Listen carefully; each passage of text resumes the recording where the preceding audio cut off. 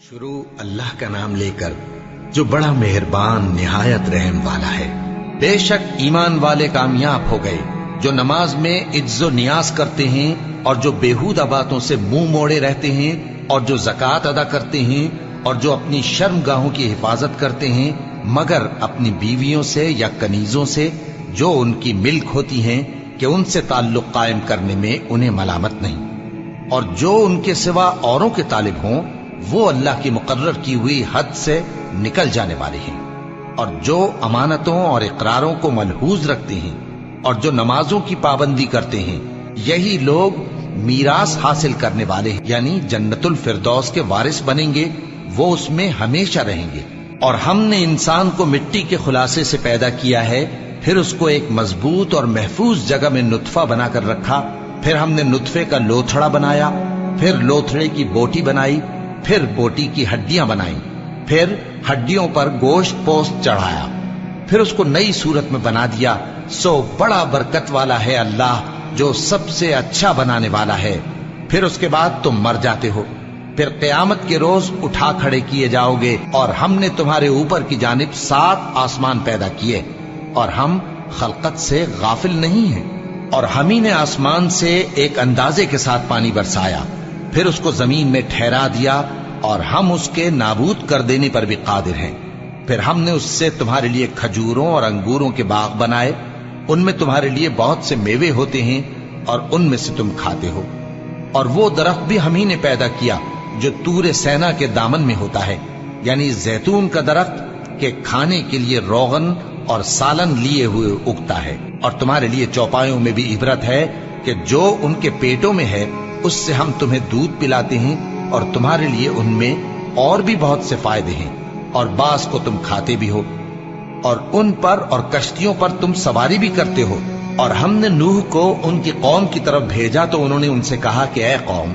اللہ ہی کی عبادت کرو، اس کے سوا تمہارا کوئی معبود نہیں، تو کیا تم ڈرتے نہیں؟ اس پر ان کی قوم کے سردار جو کافر تھے کہنے لگے کہ یہ تو تم ہی جیسا آدمی ہے، تم پر بڑائی حاصل کرنی چاہتا ہے، اور اگر اللہ چاہتا تو فرشتے اتار دیتا۔ ہم نے اپنے اگلے باپ دادا میں تو یہ بات کبھی سنی نہیں، اس آدمی کو تو دیوانگی کا عارضہ ہے، تو اس کے بارے میں کچھ مدت انتظار کرو۔ نوح نے کہا کہ پروردگار، انہوں نے مجھے جھٹلایا ہے، تو میری مدد کر۔ بس ہم نے ان کی طرف وحی بھیجی کہ ہمارے سامنے اور ہمارے حکم سے کشتی بناؤ، پھر جب ہمارا حکم آ پہنچے اور تنور پانی سے بھر کر جوش مارنے لگے تو سب قسم کے پالتو حیوانات میں سے جوڑا جوڑا یعنی نر اور مادہ 2 کشتی میں بٹھا لو، اور اپنے گھر والوں کو بھی سوائے ان کے جن کے نسبت ان میں سے ہلاک ہونے کا حکم پہلے صادر ہو چکا ہے۔ اور ظالموں کے بارے میں مجھ سے کچھ نہ کہنا، وہ ضرور ڈبو دیے جائیں گے۔ بس جب تم اور تمہارے ساتھی کشتی میں بیٹھ جاؤ تو اللہ کا شکر کرنا اور کہنا کہ سب تعریف اللہ ہی کے لیے ہے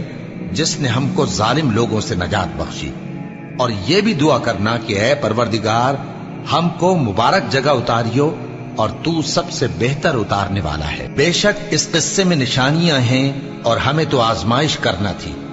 پھر ان کے بعد ہم نے ایک اور جماعت پیدا کی، اور انہی میں سے ان میں ایک پیغمبر بھیجا جس نے ان سے کہا کہ اللہ ہی کی عبادت کرو کہ اس کے سوا تمہارا کوئی معبود نہیں،